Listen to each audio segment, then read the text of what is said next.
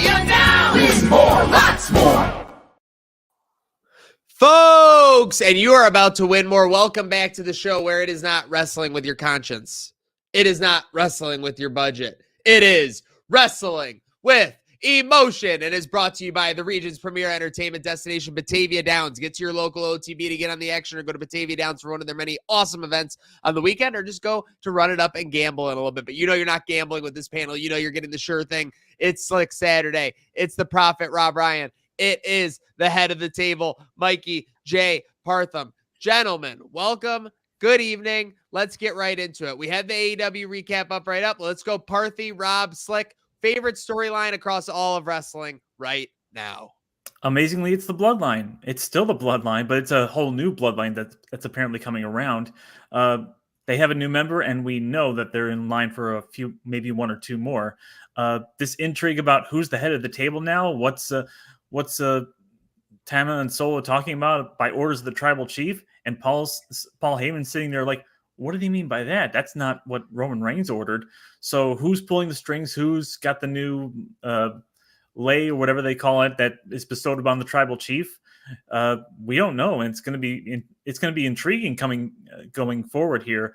Something we haven't said about the Bloodline in a little bit of while. Well, since The Rock came back, the final boss, that was certainly a big new wrinkle for them. But now that he's gone and this is coming up, it's a new refreshing time for the Bloodline. Amazing to say after 4 years that it keeps finding a way to refresh itself.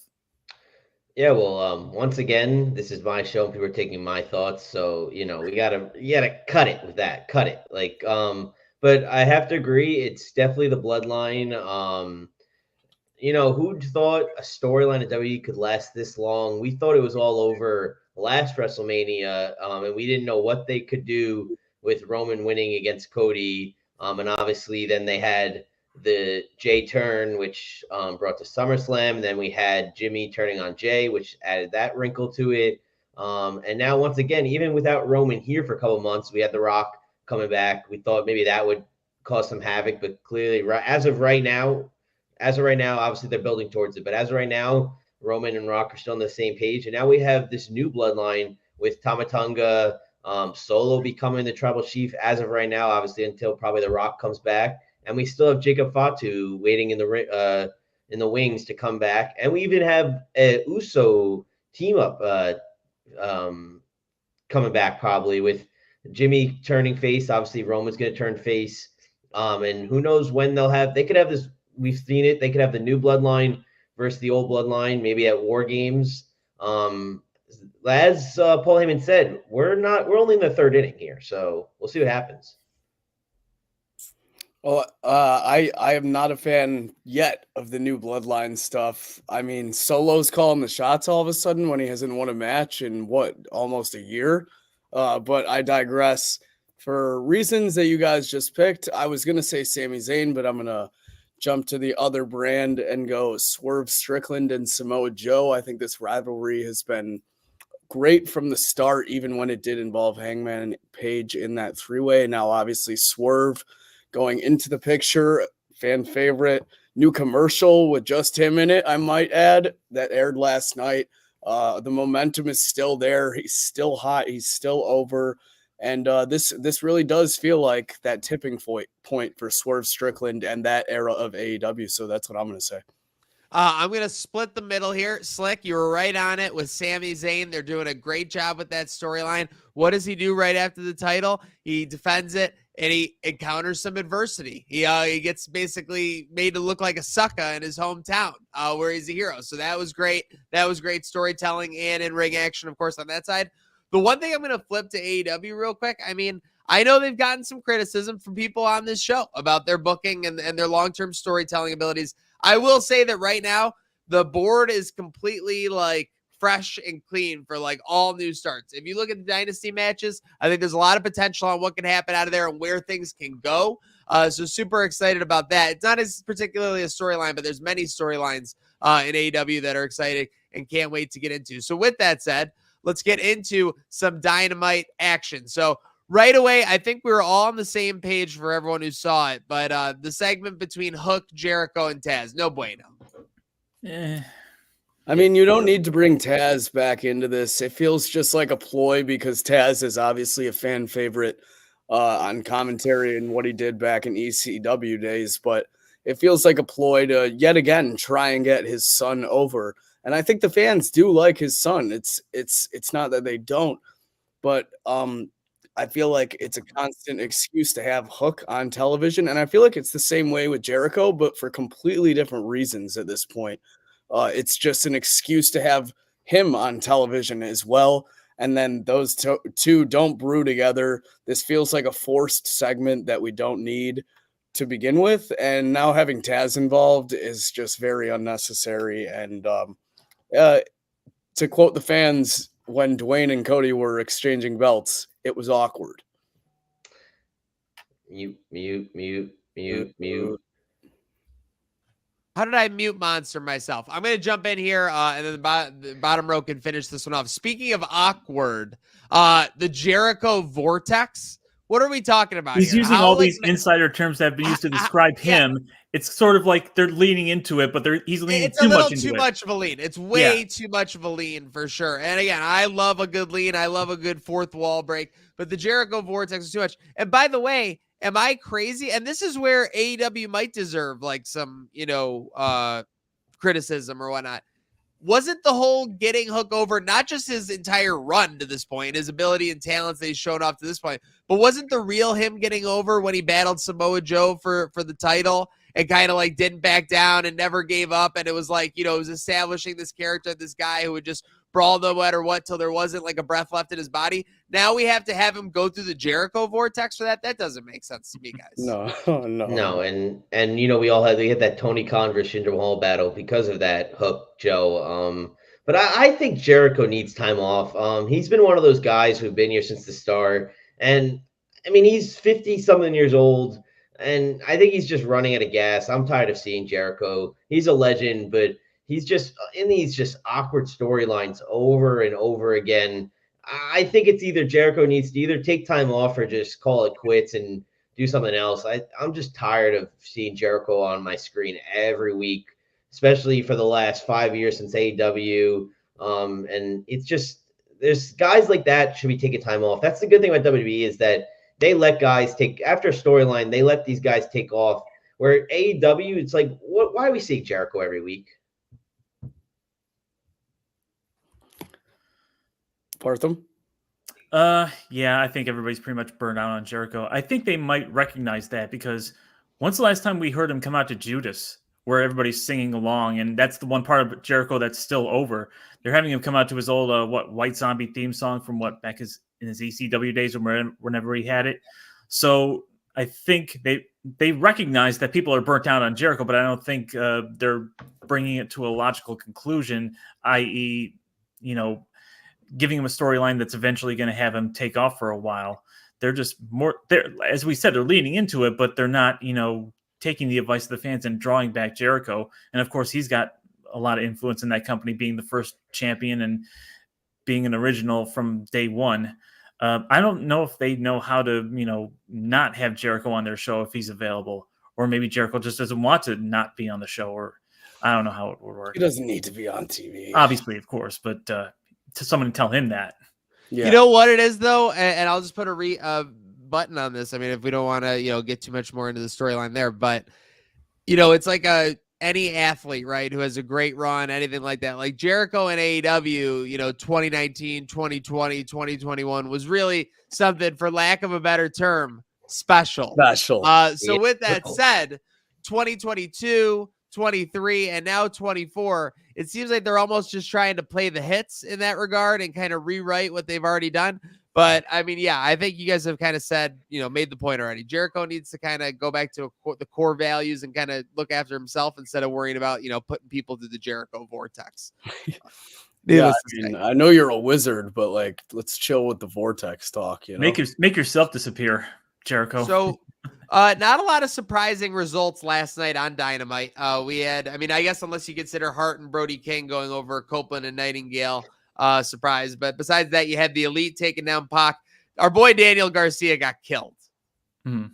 Not even that Rainmaker, didn't even lose. Was nasty. Yeah.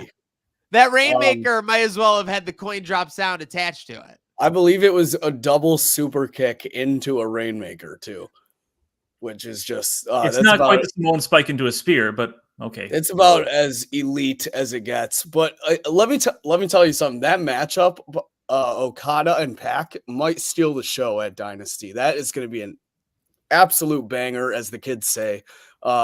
And anything involved with the elite at this point, EVPs, grabs my attention. I think they're real characters. I wasn't too keen on this FTR thing again after we had the third matchup at Wembley. But then when I found out last night that there's ladders involved, I got a little more excited. I mean, shit, I'll watch the Young Bucks and FTR wrestle any day of the week. I just don't think they needed another program at this point. Well, the introduction of ladders and the idea that, someone can come along and in basically a no rules match, we know what's about to happen, right, Prophet? Oh yeah, Jack Perry's coming back. That's where I was gonna get there at maybe like Sunday's show, but yeah, I mean, we'll save the predictions for them, but he's got to come back. Obviously, we talked about it all of last week. We had our differences of opinions on it. I just don't see.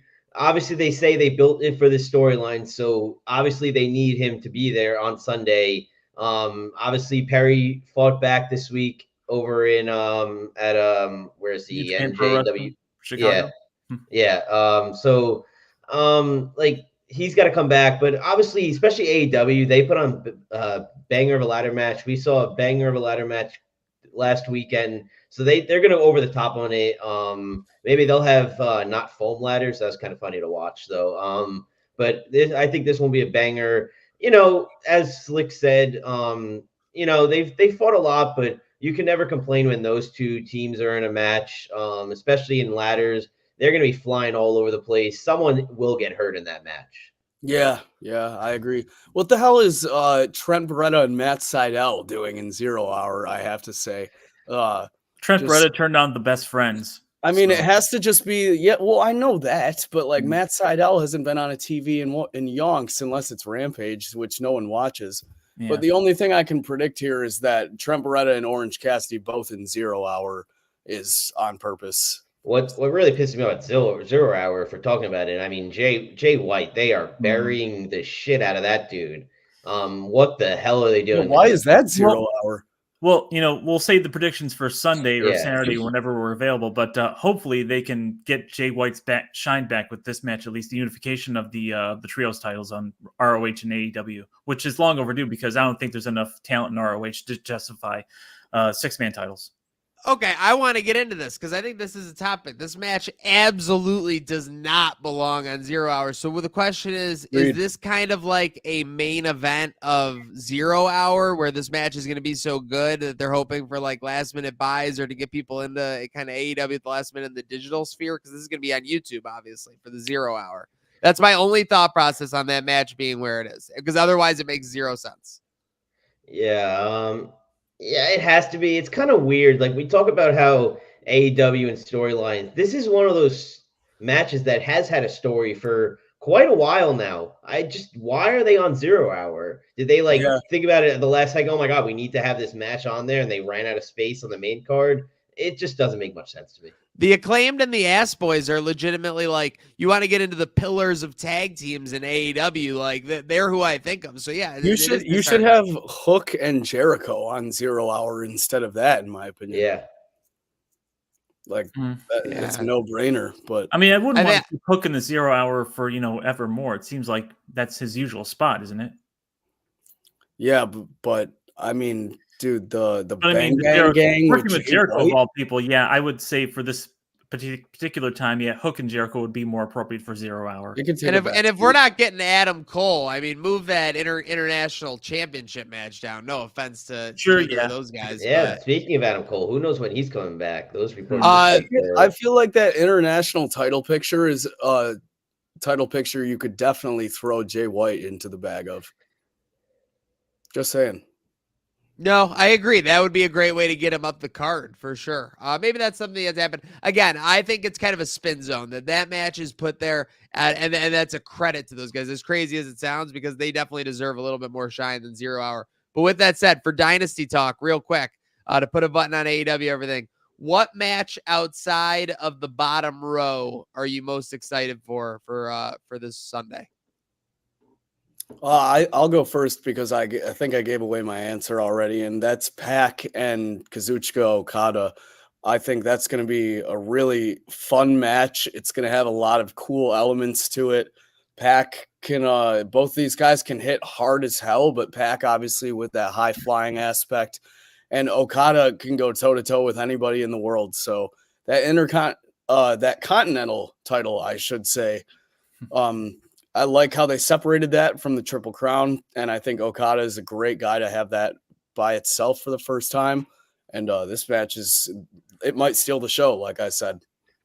Yeah, I'm gonna choose someone different just so we can all have different ones, and I obviously know who Maniac's gonna pick. So I'll finish off that third row, and I'll go with Julia Hart and Willow. I think that should be a good match, and we obviously know who's waiting in the wings. The money is waiting in the wings for whoever wins that match. So I think that should be a good one. Obviously, we'll probably have some money involved in there, and we'll see where that ends up.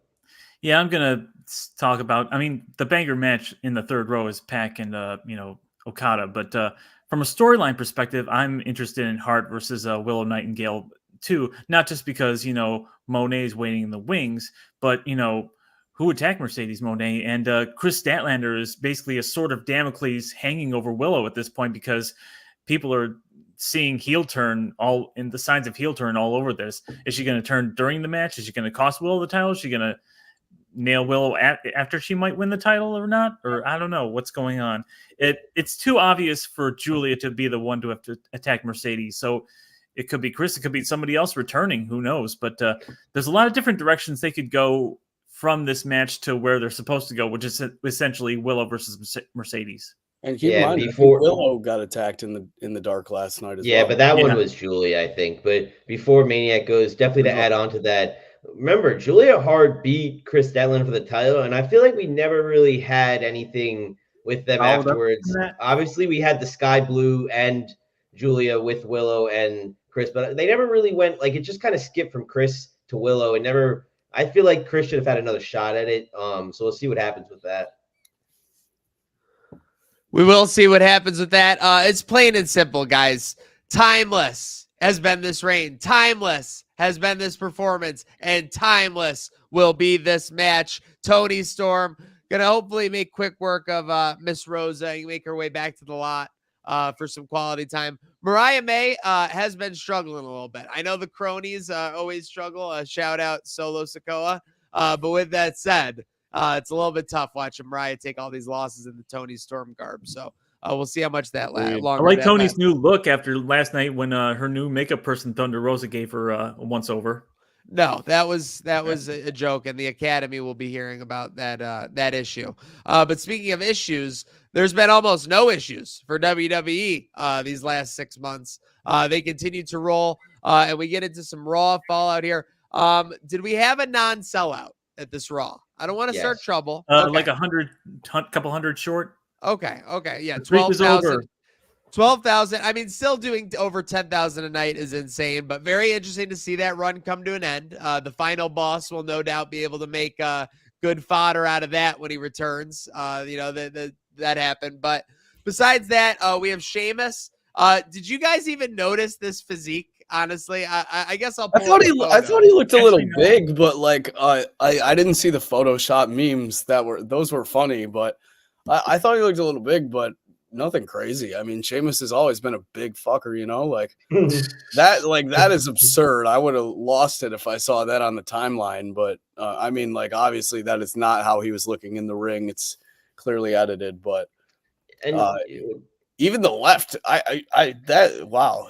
And it's interesting because we've seen a lot of the guys who have been hurt for a while. They came back like bigger as well, but like muscle big. So it's kind of interesting to see Sheamus coming back as like bigger, like putting on weight bigger. Obviously every person's different. He's still going to be a great wrestler. But it's definitely interesting to see where typically when they are long injuries, we've seen Randy, we saw even AJ's even shorter. They came back buff as hell when they came back from a long injury.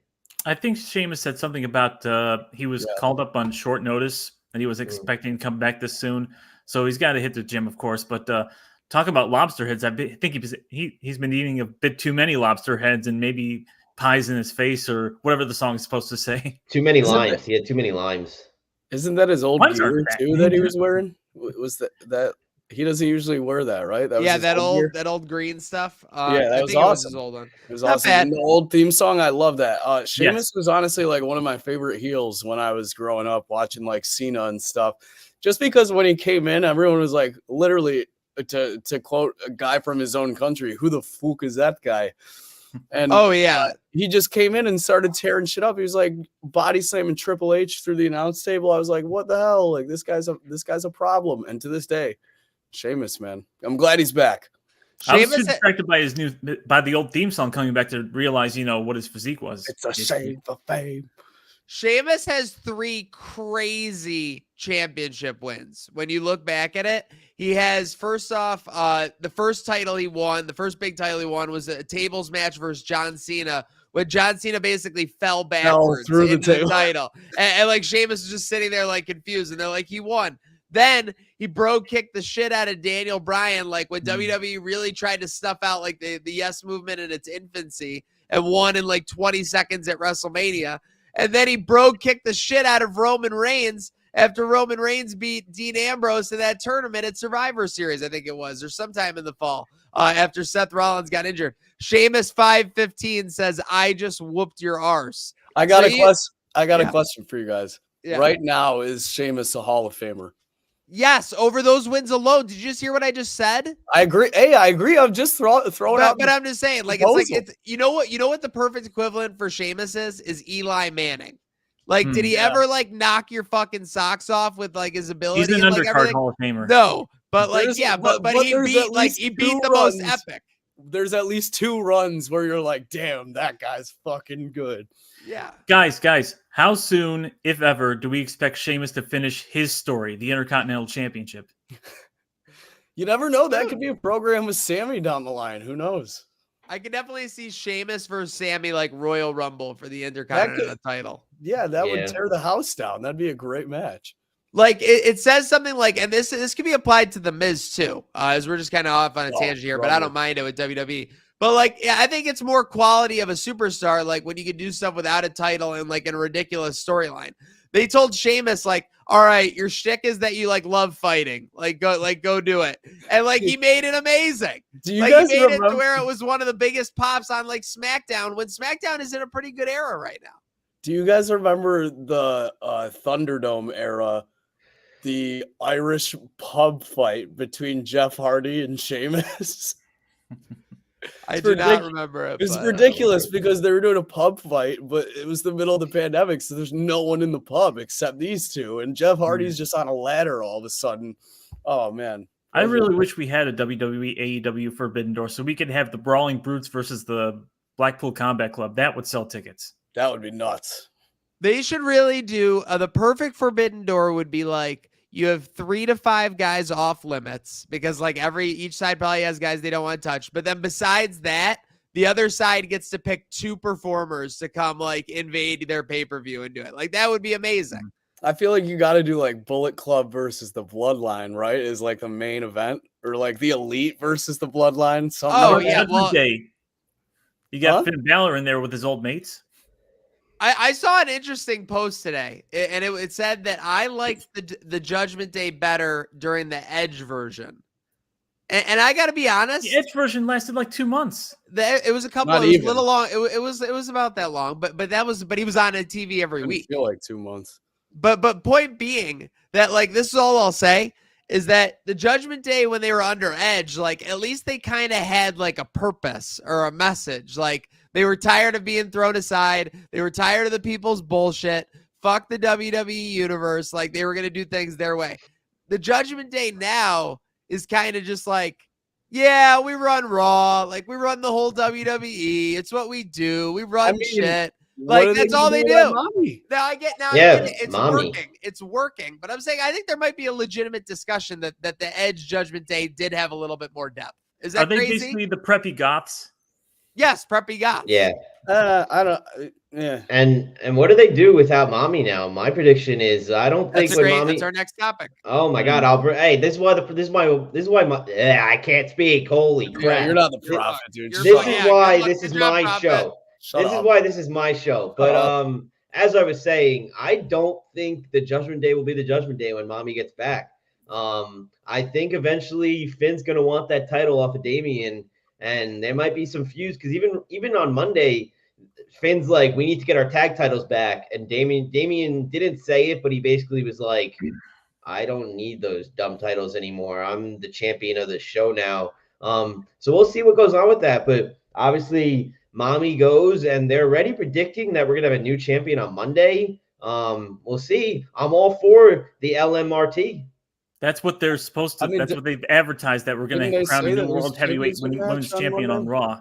Yeah. Did they say how they're going to go about that? Nope, they No. haven't made any specifics so far. Wow. Okay, so we're in for something. How do you boys? I'm predicting that by the time Mommy gets back, it's going to be like that meme of the guy walking into the apartment with the pizza and just seeing everything's on fire and people are just strewn about everywhere. That's going to be the Judgment Day when Mommy gets back. But until then, we got to get a new World Heavyweight Championship for the women's division. How are they going to do it? What's the match going to be? Who's going to be in it? I think they're going to do it just like they did the number one contendership for Cody's title. They're going to do two three-way matches, and then those two are going to meet not next week, but later that very night. I mean, I feel like you got to put it on Live, right? I don't think you can do a tournament because you have the Queen of the Ring tournament coming up. You don't want to over-tournament the audience. I feel like you got to put it on Live right now. Triple H kind of loves his tournaments, though. That's what he's all about, isn't he? Because he loves the King of the Ring. You know? But you do the two tournaments with basically half of the same women's roster. It might be a little bit overkill. I think they're going to be in trouble if in less than a week they're putting this on anybody but Becky Lynch. Unfortunately. I mean, Becky is still around despite what Meltzer was trying to tell us. Yeah, sorry, dirt sheets. So so I think that truthfully that was true, and that she just got called back, and now she's playing the internet because she can kind of use that. She's going on the UK tour. It's not like they called her to Raw. She doesn't have to go on the UK tour to go to Raw and become the new champion. Okay. I mean, I could see them putting it on Becky. I can see them putting it on Liv to fulfill her revenge tour. But besides Becky or Liv, is there even a candidate? Nia Jax. I mean, she's been nervous. I know what I said.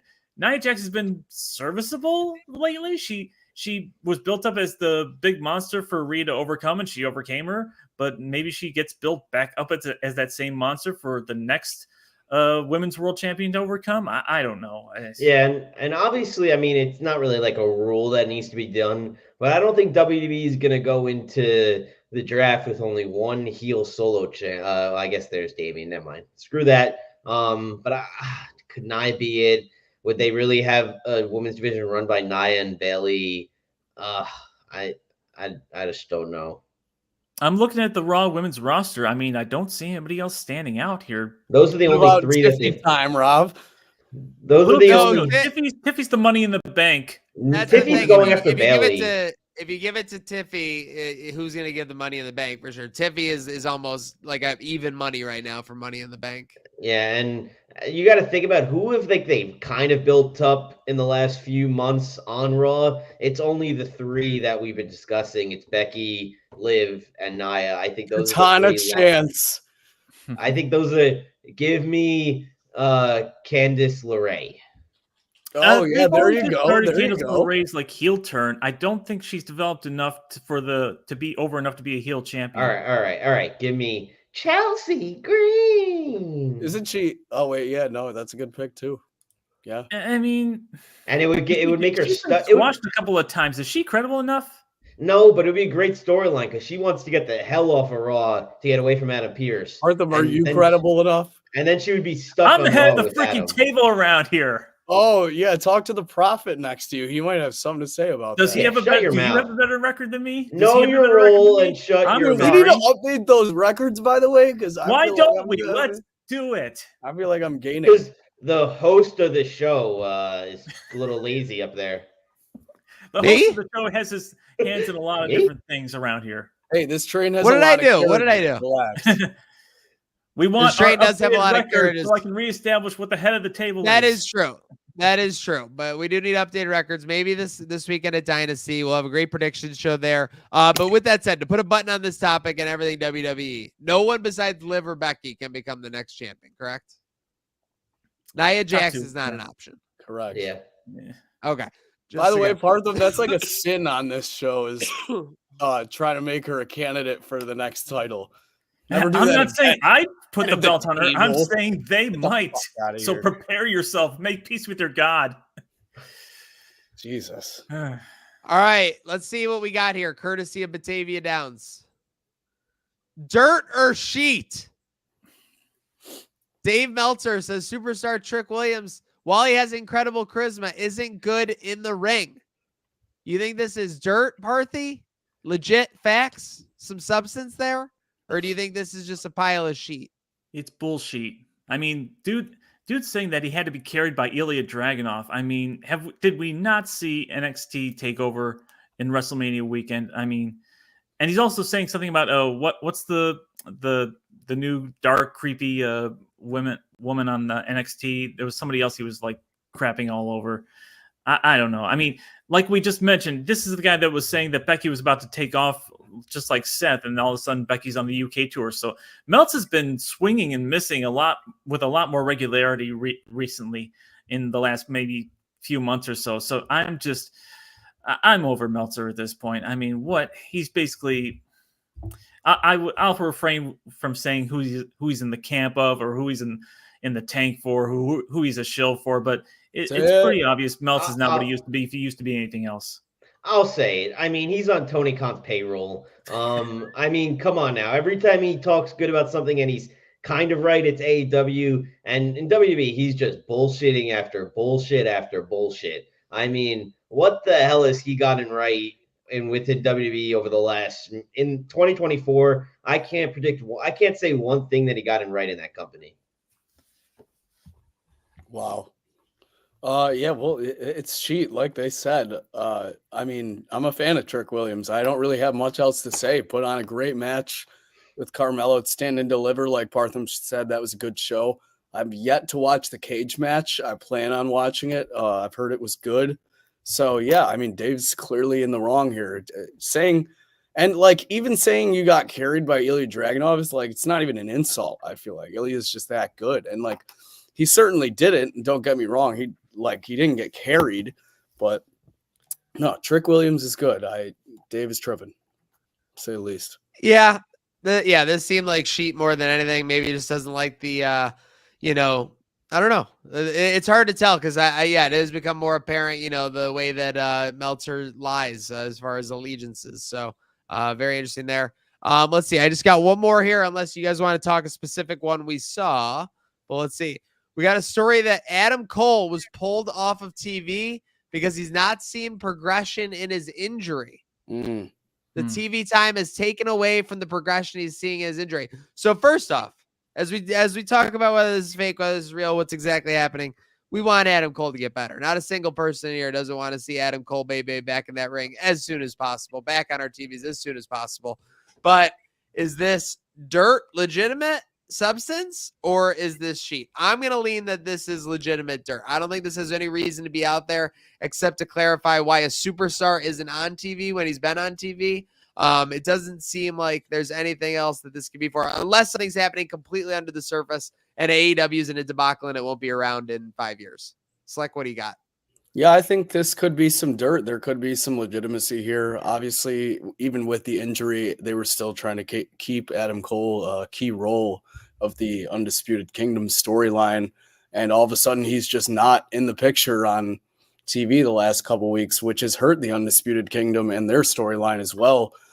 But, I mean, what do you expect? So I feel like there could be something here. I mean, he was just running around backstage in a wheelchair and on crutches. It could definitely, stress out that injury a bit if you're just running around as part of the show still. So I think this could be partially credible. He's been off TV for a little bit, and I hope he does get better and he's had a rough go these past couple of years with injuries, and we all want to see him at the top of the food chain in AEW at some point, I think. Yeah, I agree. I think this is some dirt. You got to think about, like, obviously they never expected this injury. We talked about how the Undisputed Kingdom's story has kind of faded out. They didn't expect MJF to be gone for 4 months when they started this one. They didn't expect Adam Cole to, I forgot what he did, but get hurt at Grand Slam. And you got to think about other sports, wrestling, other sports. When someone has a serious injury, they're not doing all this travel. Travel does not help rehab. And in any way, I mean, I can't think of another wrestler or athlete that travels every week to a game, to whatever, while trying to get a serious injury back back healthy. So I think it's real dirt. That's a great point. Has it really been since Grand Slam that he injured his foot? Yeah, It seems like ages ago. I mean, how long does it take to heal an injured foot? Do we remember? Hand up. I was convinced that was fake. I would Yeah, have bet I my was life. too. It seemed like way too minor to be, but hey. Yeah, we're just waiting for that moment that he's going to pull a Kevin Nash and like take off the blanket and thought step out of his wheelchair. But to what end? For what payoff? To maybe screw over Kyle O'Reilly, his old buddy, at the pay-per-view this weekend? I don't know that that's a big enough moment for him to, if he actually is healed and this is all just, sheet, as it turns out, a smoke screen or whatever. I thought that if they were going to do like the Kevin Nash scene, it would have been at World's End when he unveiled himself at the Devil. So yeah, I but mean, he's legit injured. They're going to eventually Yeah. do that at some point. But is he ready? And then at what point do you do that if you do it? That would have gone so hard if Do he they revealed wait? himself as the Do- devil. Oh, and that he would have tried been to incredible. fake- And you and guys it's- said it. Parthy said it exactly. That if this is a work, they overshot the landing already, and it's entering like weird territory. So And does he not yeah. come back? Does he not come back now until MJF is back? Like I think Max definitely comes back before Adam Cole. Yeah, so like they got to finish that story. Obviously, they didn't end it like they ended it on purpose. So maybe he stays out until MJF has like a big opportunity on something, and here comes Adam Cole. Yeah, I could see that Adam Cole coming back first because MJF wants his revenge on Adam Cole. It's not the other way around. MJF will come back when Adam Cole's there because Adam Cole's the one he's going to want to be gunning for. Whoever's healthy first, it doesn't matter. I think they're going to want to have Adam Cole come back first. We got alrighty. Well, we got again. I was gonna say we got a big next 10 weeks for AEW. We got AEW Dynasty this weekend. We got AEW Double or Nothing Memorial Day weekend in Las Vegas, and then like Rob Ryan alluded to, our prophet, we have AEW New Japan Forbidden Door at the end of June. So big chance for AEW to get its storyline, telling kind of like streamlined here and get back on track. They've been putting on good matches, but obviously, again, they're not struggling for money. No one's saying, AEW is trying to rub two quarters together, but they definitely want to start getting some more attendance and obviously interest in the product and what for them is a contract year. So with that said, we're looking for excitement, and we are looking excitement from you. Thank you for tuning along with us. Thank you for tuning along with our panel. Michael J. Partham. We got Rob Ryan, the Prophet. We got Slick Saturday. We got myself. Make sure you're following at WrestleW because this is the show where you don't wrestle with your budget. You don't wrestle with your conscience. This is Wrestling with Emotion.